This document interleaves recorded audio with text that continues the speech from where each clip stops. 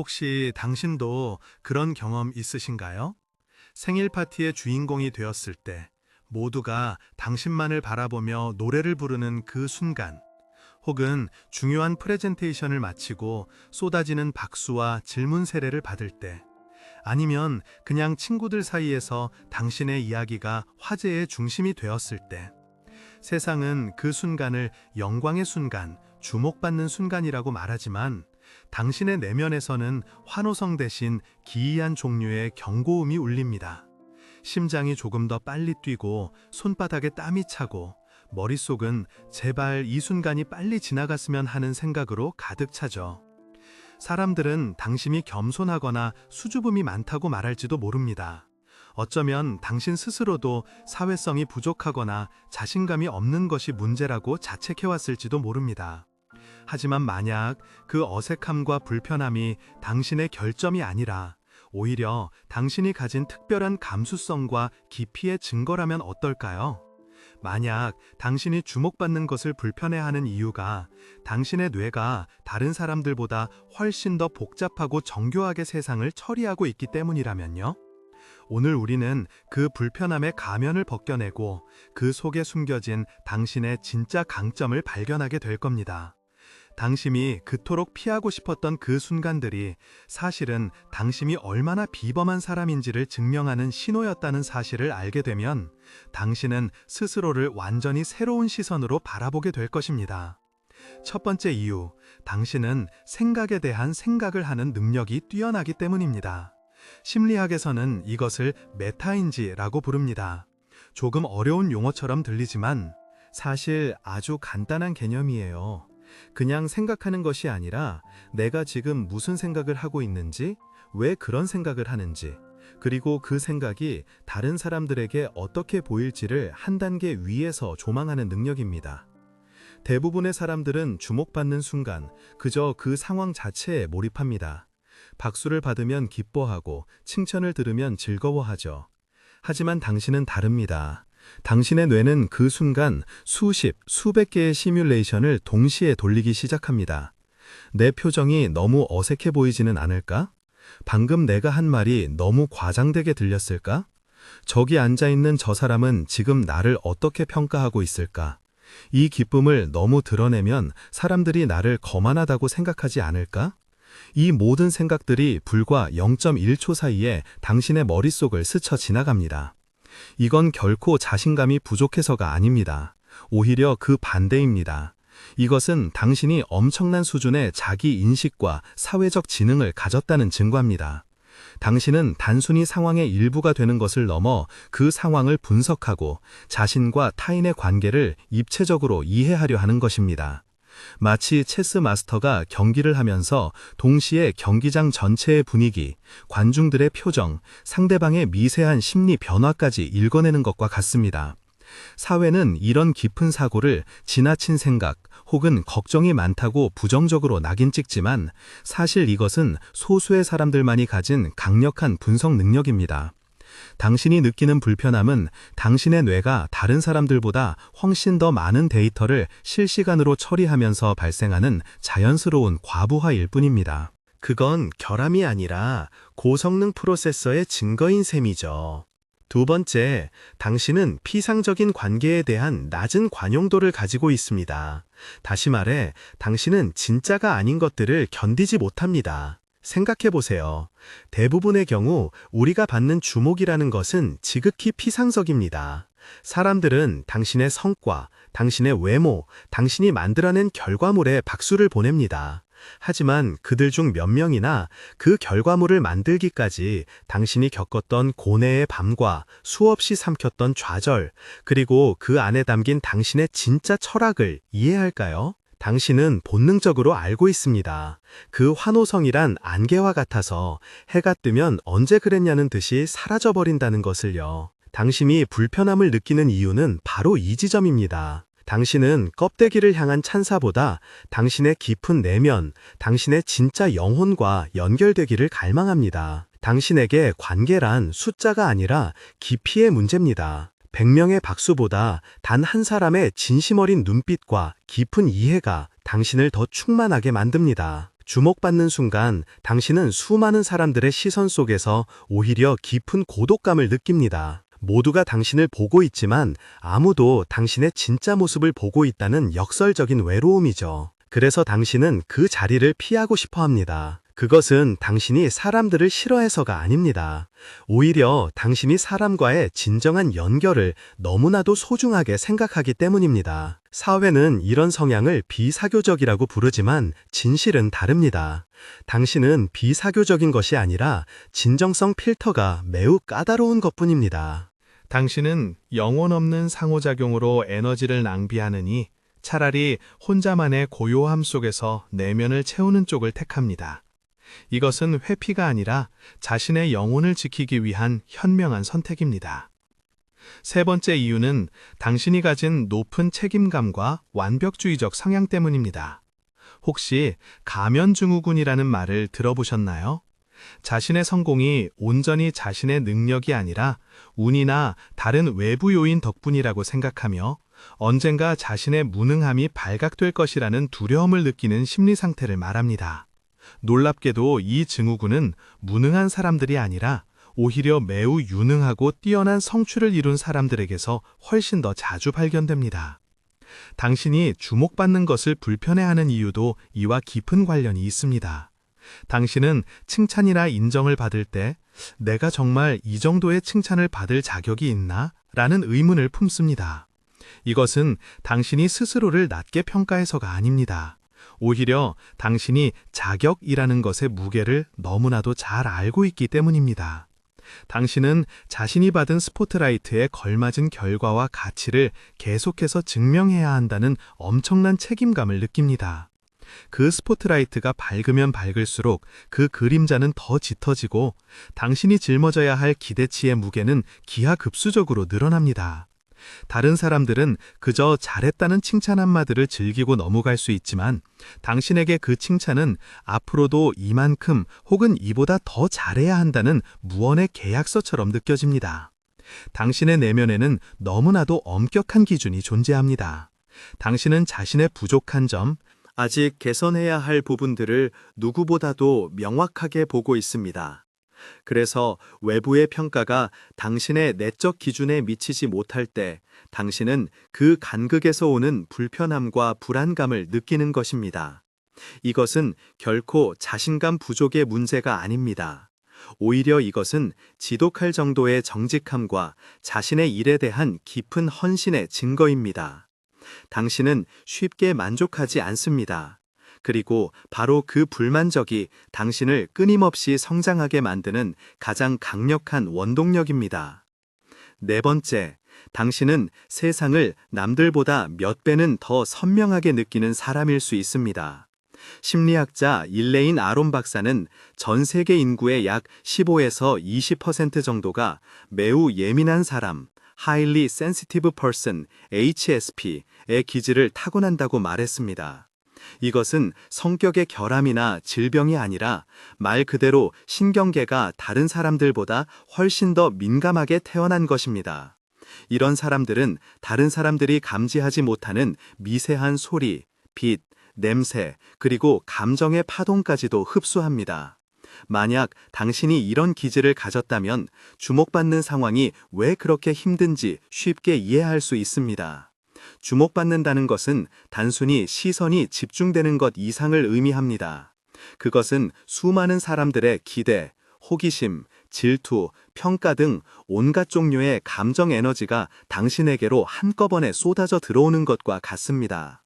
다른 사람들에게는 그저 백그라운드 소름처럼 느껴질 수 있는 것들이 당신에게는 마치 수백 개의 스피커가 동시에 최대 볼륨으로 울리는 것과 같습니다. 당신의 뇌는 그 모든 정보를 하나도 놓치지 않고 처리하려고 합니다.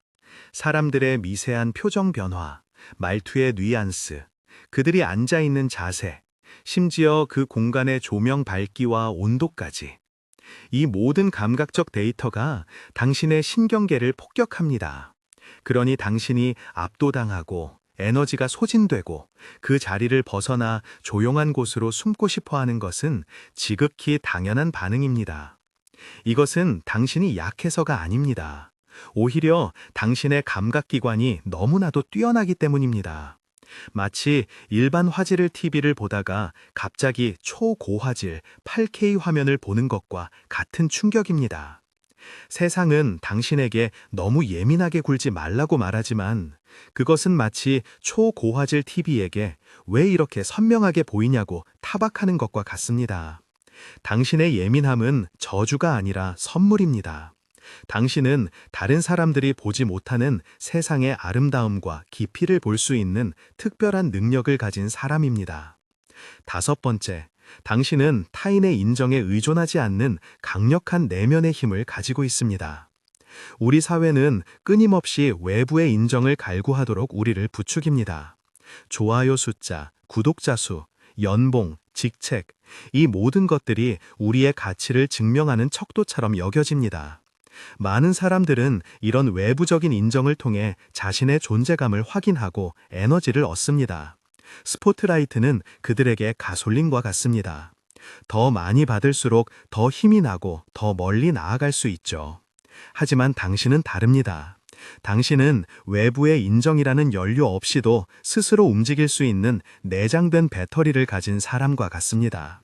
당신의 만족감과 자존감은 다른 사람의 박수 소리가 아니라 당신 내면의 목소리, 스스로의 기준을 충족시켰을 때의 그 조용한 기쁨에서 나옵니다. 심리학에서는 이를 내적 통제 소재, 인터널 로커스 오브 컨트롤이 강하다고 표현합니다. 당신은 자신의 삶의 주도권이 외부에 있는 것이 아니라 자신의 내부에 있다고 굳게 믿습니다. 그렇기 때문에 다른 사람들이 열광하는 스포트라이트가 당신에게는 그다지 매력적으로 느껴지지 않는 것입니다. 오히려 그것은 당신의 내면의 평화를 방해하는 소음처럼 느껴질 수 있습니다. 당신은 주목받는 순간 자신의 페이스를 잃고 외부의 기대에 휘둘리게 될 것을 본능적으로 경계합니다. 이것은 당신이 야망이 없거나 성공을 원하지 않아서가 아닙니다. 당신은 성공을 원하지만 그 성공의 정의를 스스로 내리고 싶어 합니다. 다른 사람들의 기준에 맞춘 성공이 아니라 당신의 가치관과 신념에 부합하는 진정한 의미의 성공을 추구하는 것입니다. 이것은 엄청난 수준의 정서적 독립이며 소수의 강한 내면을 가진 사람들만이 도달할 수 있는 경지입니다. 여섯 번째 이유는 당신이 가진 깊은 공감 능력과 평등주의적 시선 때문입니다. 당신은 스포트라이트가 만들어내는 인위적인 위계 질서를 불편해합니다. 누군가가 주목받는다는 것은 필연적으로 다른 누군가는 관객이 된다는 것을 의미합니다. 한 사람이 무대 위에 서면 나머지 사람들은 그 아래에 있게 됩니다. 당신은 이런 수직적인 구도를 본능적으로 거부합니다. 당신의 마음속에는 모든 사람은 동등하게 존중받아야 한다는 깊은 신념이 자리 잡고 있기 때문입니다. 당신이 칭찬을 받거나 공로를 인정받을 때 당신의 시선은 종종 함께 노력했던 동료들, 뒤에서 묵묵히 지원해준 사람들, 그리고 그 성공이 있기까지 보이지 않는 곳에서 애썼던 수많은 사람들을 향합니다. 당신은 이 모든 영광을 혼자 독차지하는 것이 부당하다고 느낍니다. 그래서 당신은 종종 저 혼자 한 게 아니에요. 다들 도와주신 덕분입니다. 와 같은 말을 하게 됩니다.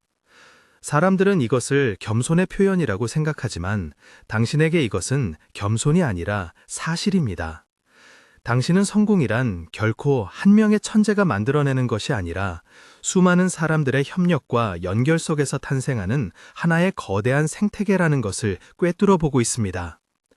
당신이 주목받기를 꺼리는 것은 그 스포트라이트가 다른 사람들의 기여를 지워버리고 오직 당신 한 사람만을 영웅으로 만드는 폭력적인 방식이 될 수 있음을 알기 때문입니다. 당신은 영웅이 되기보다는 모두가 함께 빛나는 별자리의 일부가 되기를 원합니다.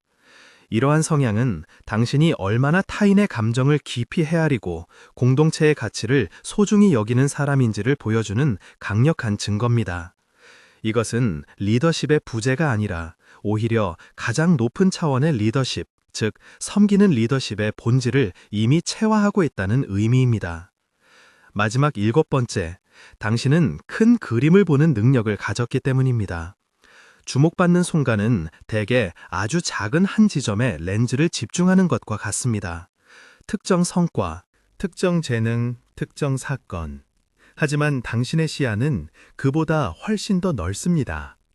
당신은 그 사건이 일어나기까지의 긴 과정, 그 성과에 영향을 미친 수많은 변수들, 그리고 그 이후에 펼쳐질 미래의 파장까지도 동시에 봅니다. 당신은 삶이란 단편적인 성공과 실패의 점들로 이루어진 것이 아니라 그 모든 점들이 연결된 하나의 거대한 선이라는 것을 이해합니다. 그렇기 때문에 당신은 한순간의 스포트라이트에 취해 흥분하지 않습니다. 당신은 알고 있습니다. 오늘의 성공이 내일의 실패의 씨앗이 될 수도 있고, 오늘의 실패가 미래의 더 큰 성공을 위한 밑거름이 될 수도 있다는 것을요. 이러한 통찰력은 당신에게 깊은 겸손함을 부여합니다. 이것은 자신을 낮추는 소극적인 겸손이 아니라 세상의 복잡성과 유기적인 흐름을 이해하는 데서 오는 지혜로운 겸손입니다. 당신은 스포트라이트라는 강렬한 빛이 오히려 시야를 좁히고 더 중요한 것들을 보지 못하게 만들 수 있다는 위험을 감지합니다. 그래서 당신은 한 걸음 물러서서 숲 전체를 조망하고자 합니다. 사람들은 당신이 기회를 잡지 못한다고 혹은 자신을 어필하는 데 서투르다고 말할지도 모릅니다. 하지만 진실은 당신은 단기적인 이득보다 장기적인 비전을, 순간의 환호보다 지속 가능한 성장을 더 중요하게 생각하는 전략가라는 것입니다. 당신이 느끼는 불편함은 좁은 프레임에 갇히기를 거부하는 당신의 넓은 영혼이 보내는 자연스러운 저항 신호입니다. 그러니 이제부터 주목받는 순간의 그 불편함을 더 이상 약점이라 여기지 마세요. 그것은 당신의 깊은 자기 성찰 능력, 진정성을 향한 갈망, 높은 책임감, 세상을 남들보다 몇 배는 더 선명하게 느끼는 섬세한 감각, 타인에게 의존하지 않는 단단한 내면, 모두를 아우르는 따뜻한 공감 능력, 그리고 숲 전체를 보는 지혜의 증거입니다. 세상은 시끄럽고 화려하고 외향적인 것들에 더 쉽게 박수를 보낼지 모릅니다. 하지만 진정한 변화와 깊이 있는 성장은 언제나 당신처럼 조용하지만 강한 사람들로부터 시작되었습니다. 당신의 침묵은 비어있는 것이 아닙니다. 그것은 수많은 생각과 통찰로 가득 차 있습니다. 당신의 물러섬은 회피가 아닙니다. 그것은 더 멀리, 더 깊이 보기 위한 전략적인 움직임입니다. 당신은 이상한 사람이 아닙니다. 당신은 이 피상적인 세상에서 보기 드문 깊이를 가진 사람입니다. 당신의 불편함은 당신이 지켜내야 할 가장 소중한 자산이자 당신을 특별하게 만드는 힘의 원천입니다. 오늘 이야기한 7가지 이유 중 당신의 마음을 가장 크게 울린 것은 무엇이었나요? 댓글로 당신의 이야기를 공유해 주세요. 당신과 같은 깊이를 가진 다른 사람들과 연결되고 우리가 결코 혼자가 아니라는 사실을 함께 확인할 수 있는 공간이 될 겁니다. 그리고 이 이야기가 떠오르게 하는 소중한 친구가 있다면 그들에게 이 영상을 공유해 주세요. 그들 역시 자신의 불편함 속에 숨겨진 위대한 강점을 발견하게 될지도 모릅니다. 오늘 이야기한 7가지 이유 중 당신의 마음을 가장 크게 울린 것은 무엇이었나요? 댓글로 당신의 이야기를 공유해 주세요. 당신과 같은 깊이를 가진 다른 사람들과 연결되고 우리가 결코 혼자가 아니라는 사실을 함께 확인할 수 있는 공간이 될 겁니다. 그리고 이 이야기가 떠오르게 하는 소중한 친구가 있다면 그들에게 이 영상을 공유해 주세요. 그들 역시 자신의 불편함 속에 숨겨진 위대한 강점을 발견하게 될지도 모릅니다.